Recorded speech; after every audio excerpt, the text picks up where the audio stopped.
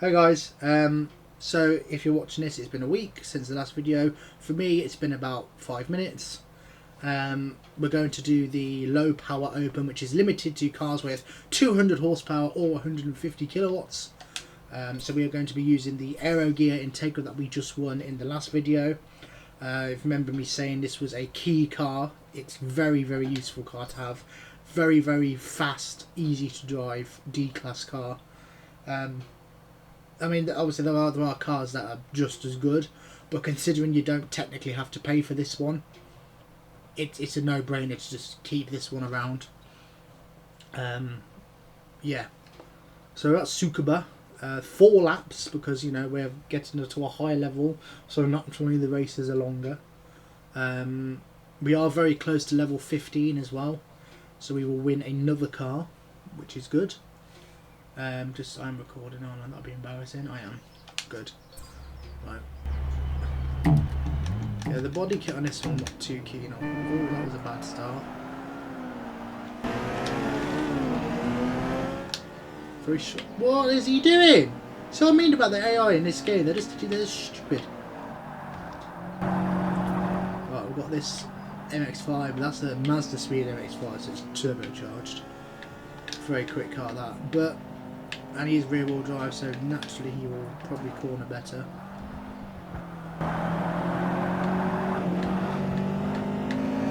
We can do this.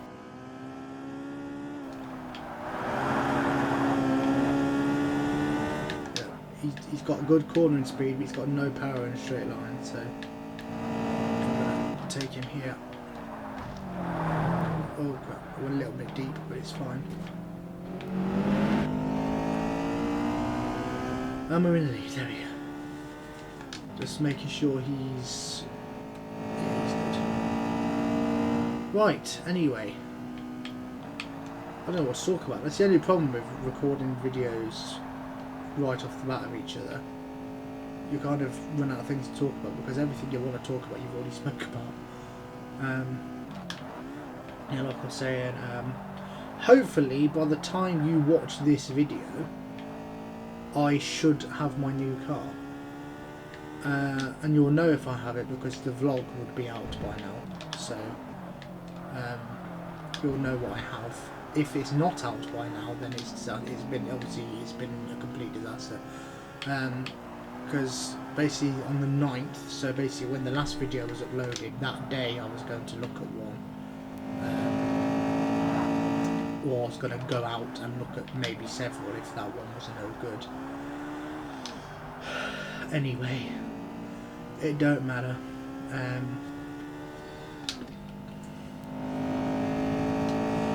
So hopefully, I'm not going to tell. I mean, like I said, there's no point, because like if I did end up getting one, you would already know by now what it is. But yeah. Ooh, sorry. What is that? Is that a camera? Speaker, maybe, I don't know. Right, this is a question for people who are into Japanese car culture. Do they have actual races on this track, or is it just like tuner stuff and like time attack stuff, or do they have actual like official races here? I'm just curious. I've never been to Japan. I don't know much about Japanese car culture. Well, I know a bit, but I don't really pay attention to the motorsport side of Japan. So yeah, I'm just curious. Does any actual like officially sanctioned FIA grade races actually race here? Just imagine Super GT on here. Don't think that would work. Now, I can't imagine this being a very high FIA grade rated track, if I'm honest. I mean, there's runoff areas, but not much. And there's not really much surroundings, so you're kind of just in the middle of nowhere. But at least like Silverstone and stuff, there's a lot of things actually like around the track. Like there's a huge pit wall, and there's, you know, loads of garages for all the teams, and loads of hospitality stuff. I mean, here it doesn't look like there's anything here. I mean, it could just be that they just got lazy and didn't put it all in. Nice scenery though, that mountain, which I assume is Mount Fuji. I don't know if it's near Mount Fuji. I mean, I know I'm aware there probably are other mountains in Japan, but let's just say it's Fuji. That one there.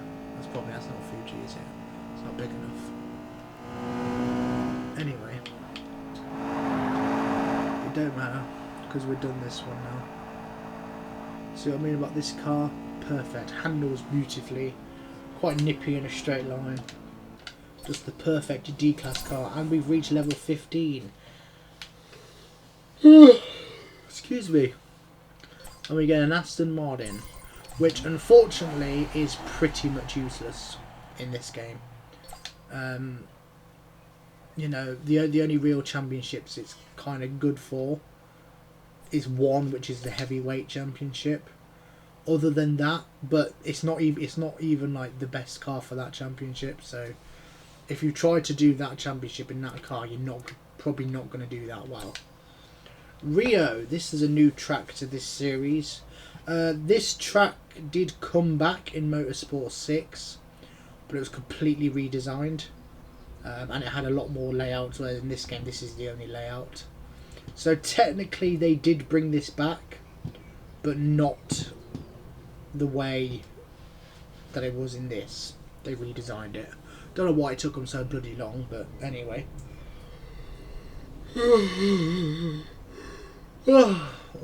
Terrible.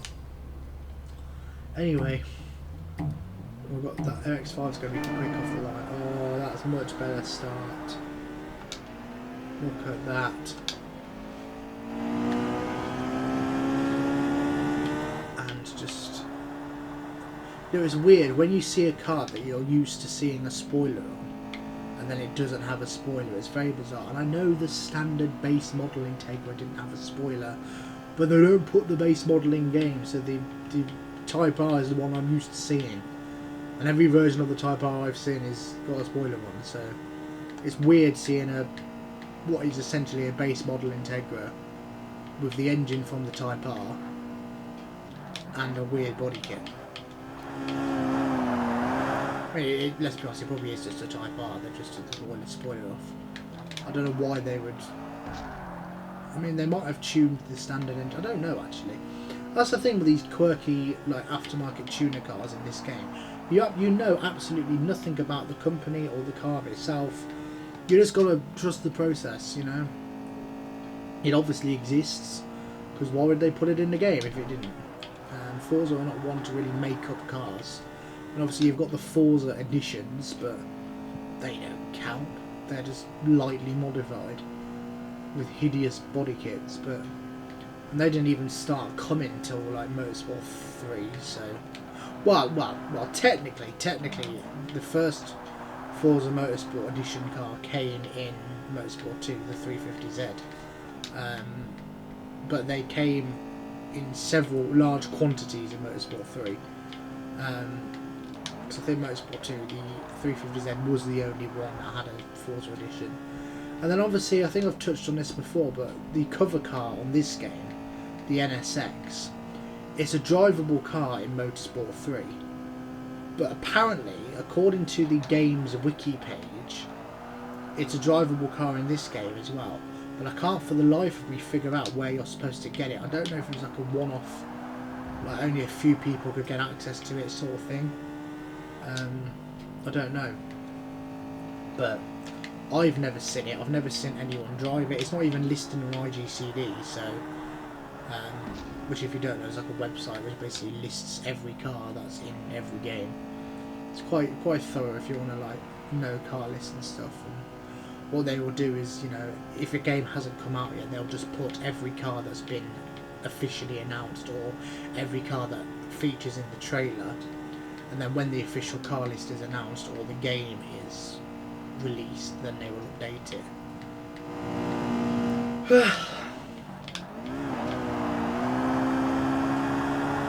Just I'm a bit bored now, if I'm honest. I mean, like I said, this car's very quick. It wins pretty much every race you enter it into. You know,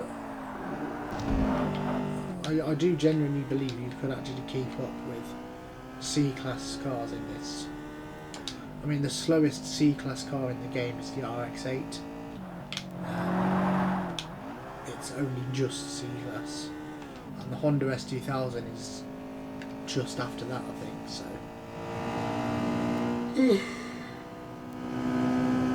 Officially, the fastest D-Class car according to the game is the Mark II RX-7 Turbo, the FC.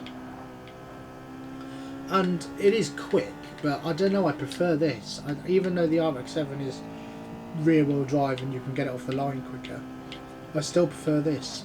I don't know why. I think because when I played through the game myself properly, like when I first played it, this car I ended up using a lot for D-Class events and it just won everything. So I think it's got like a soft place. It's close to my heart, you know. It's the same with the C2 Corvette. That is a mental car. It should not be a B-Class, but it is, and it absolutely destroys everything in B-Class. I mean, you can keep up with an A-Class C6 Corvette with not much trouble. I mean, you don't really have to even go push it that hard and you can keep up with the C6, which is not even a low-level A-Class car, it's a mid-range A-Class car. So yeah, it's crazy, but yeah, so I mean, you will get that later on. You have to do that that point-to-point race that I haven't done yet, the muscle car one, which I think for that there's a Mustang you can win for doing like the D-Class Championship or Professional League or something, and then you can do the muscle car and then you get the Corvette, and then any B-Class event where you could use that car, it will win every single time. It struggles a bit with like anything higher than... Now, come on, hang on a minute, that's not fair. I think this is the first time in history I've ever restarted a race on a video. That was not my fault. He pushed me into the tyres and ruined my car.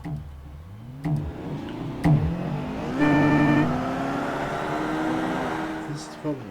RX-7, you see, rear wheel drive. There's only compared to do about this. I wish it was 4-wheel drive, but oh well, it's fine. Front wheel drive is fine if you know how to drive it. Oh, why am I so tired? I had to ring a garage this morning to ask about a car. They'd already sold it, so I woke up early basically for nothing. Because I thought I better wake up early in case it's still there, then I have to go and look at it. But no, they sold it yesterday. So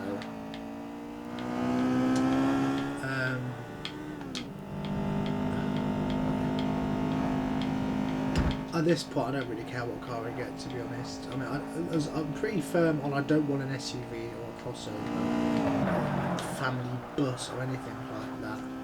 I'm kind of limited to saloon or sedan, hatchback, and a wagon or estate. What do you call it?